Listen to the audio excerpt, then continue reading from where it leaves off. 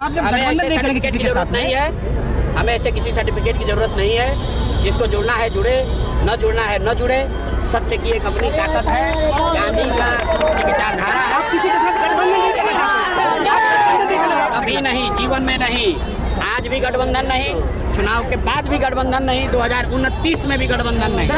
1650 मुखिया मुस्लिम समाज के लोग होने चाहिए। बिहार में 1200 से कम मुखिया ही मुस्लिम समाज के हैं।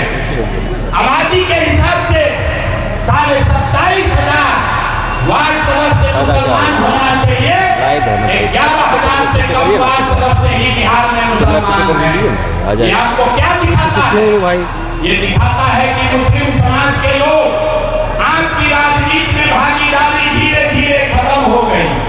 लालू जी ने आपके मन में ये डर बैठा दिया कि जब तक हमारे पीछे नहीं चलोगे तुम सुरक्षित नहीं हो, हमारे पीछे चलते रहो, हमारे लालटेन में विरासत तेल बनकर चलते रहो और हम तुम्हारा चिंता करेंगे। नतीजा क्या हुआ?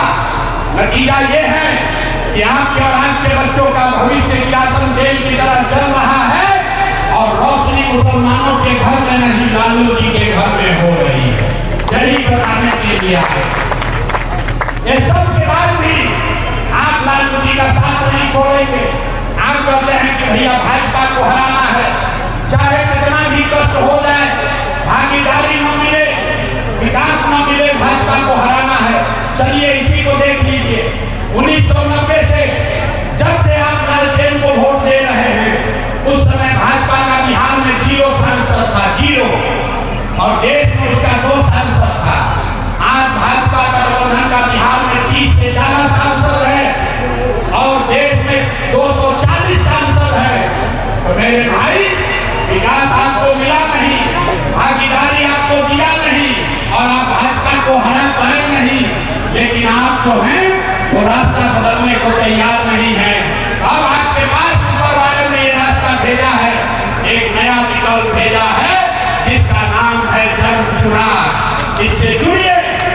ये वो पौधा है, ये वो पौधा है जिसको नहीं राजद के मरे हुए पेड़ पर अगर खून से भी सींचते रहिएगा, कुछ आपको हासिल होने वाला नहीं है। आपसे अंतिम में यही आग्रह करेंगे कि एक बार अपने बच्चों के लिए, एक बार अपने बच्चों के लिए जो इस्लाम में ताकीद की गई है, अपने बच्चों के लिए सजग होइए। जिस दिन आपके बच्चे पढ़ेंगे, जिस दिन आपके बच्चों को रोजगार होगा, जिस दिन आपके लोगों को यहाँ भागीदारी होगी, भाजपा अपने आप हार जाएगी। भाजपा से डरना बंद कीजिए, भाजपा से डर कर वोट देना बंद कीजिए। यही बात बताते हैं।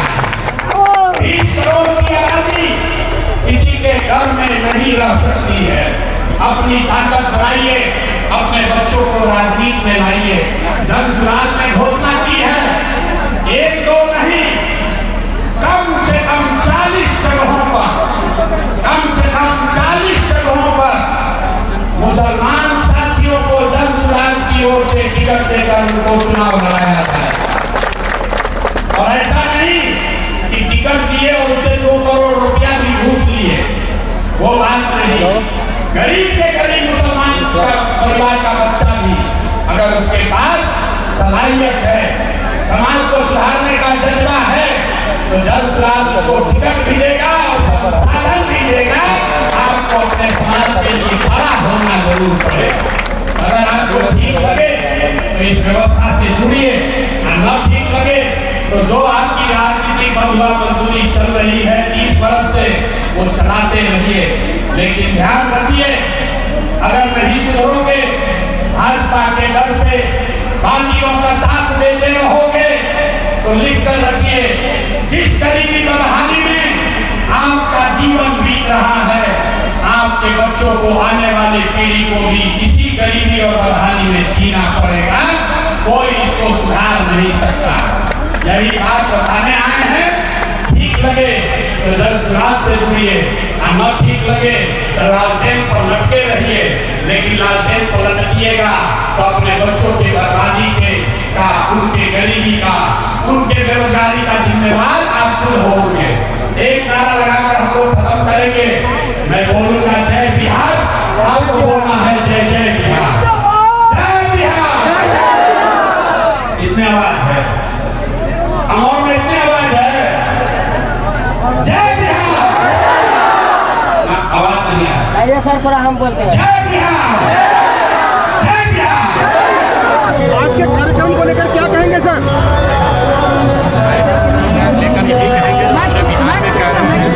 बिहार में 60% से ज़्यादा आबादी, चाहे किसी जाति का हो, किसी धर्म का हो, किसी दल का हो, बदलाव चाहता है। बिहार में नई व्यवस्था चाहता है, अपने बच्चों के लिए शिक्षा और रोजगार चाहता है। और कहीं न कहीं वो लालू नीतीश मोदी से त्रस्त हो गया है। वो चाहता है कि बिहार में एक ऐसी व्यवस्था बने जहाँ उनके बच्चों की पढ़ाई की बात हो, बेरोजगारी को खत्म किया जाए, पलायन को रोका जाए और बिहार भी दूसरे राज्यों की तरह तरक्की करे।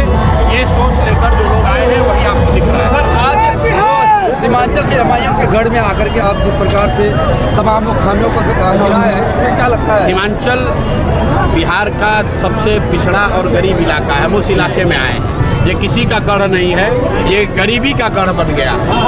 यहाँ पर अशिक्षा का गढ़ है, ये बेरोजगारों का गढ़ है, ये किसी दल का नेता का गढ़ नहीं है। ओवैसी के लीडर का कहना है कि आप एक अच्छे डायरेक्टर हो सकते हैं। ये यहाँ पर उस गढ़ को तोड़ने आए हैं, जिससे बच्चों जो अशिक्षा का, बेरोजगारी का गढ़ है उसको खत्म करने आए हैं। किसी नेता को और दल की बात करने नहीं आए। ओवैसी के लीडर का कहना है कि आप अच्छे डायरेक्टर हो सकते हैं लेकिन अच्छे एक्टर नहीं है। ओवैसी साहब हैदराबाद के हैं, उनको हैदराबाद और तेलंगाना की चिंता करनी चाहिए। देश में सांसद हैं, उनको वहाँ की चिंता करनी चाहिए। और साथ में ये जवाब देना चाहिए सीमांचल के उन लोगों को जिन लोगों ने उनके विधायकों को जिताया और जो विधायक कहीं न कहीं लोगों के साथ धोखा करके दूसरे दलों के साथ भाग गए। इस लोग बताते हैं, ये मैं नहीं कह रहा हूँ, लोग बताते हैं कि पैसे पर उनके विधायक बिक गए हैं। तो आप बताइए कि अगर कल ओवैसी साहब का कोई जीत कर आएगा तो वो नेता नहीं बिकेगा, इसकी गारंटी कौन देगा? और पिछली बार जिन विधायकों को ओवैसी साहब के नाम पर जनता ने वोट दिया, जब वो विधायक भाग गए तो ओवैसी साहब और उनके लोग वो लोग आकर बिहार में उन्होंने या सीमांचल की जनता के लिए क्या किया? तब तो किसी एक दिन भी नहीं आए सीमांचल की जनता को पूछने। अब फिर चुनाव आया है तो फिर वापस आएंगे, इसका कोई फायदा नहीं है। बिहार के लोगों का नेतृत्व बिहार के लोग करेंगे, सीमांचल के लोगों का नेतृत्व सीमांचल के लोग करेंगे। इसके लिए गुजरात से मोदी जी की जरूरत नहीं है, हैदराबाद के ओवैसी जी की जरूरत नहीं है। आपके मुखालिफिन कहते हैं कि आप एक पोस्ट कर रहे हैं कि 2014 में जिस मोदी को लाकर के प्रधान जी, अरे हमने मंच से कहा कि हमने मोदी को जिताया। लेकिन आपके मुखालिफिन कहते हैं कि आप दरअसल भाजपा को फायदा बताने के लिए सब काम कर रहे हैं सर। मेरे भाई ऐसा है कि जो मैंने कहा वो आपने आपके सामने सुना। हम पर्दे के पीछे कोई काम नहीं करते। मोदी का हमने अभियान चलाया है और मैंने मंच से कहा कि चलाया है, लेकिन किसी के पीठ में छुरा नहीं घोंपते। देश को बर्बाद करने में प्रधान जी मोदी का सहयोग किए थे। अच्छा, ये आपका मानना हो सकता है। नहीं, अगर भैया ममता बनर्जी को वैसी जिताए हैं कि प्रशांत किशोर जिताए, जो अपने आप को मुसलमानों का रहनुमा बता रहा है।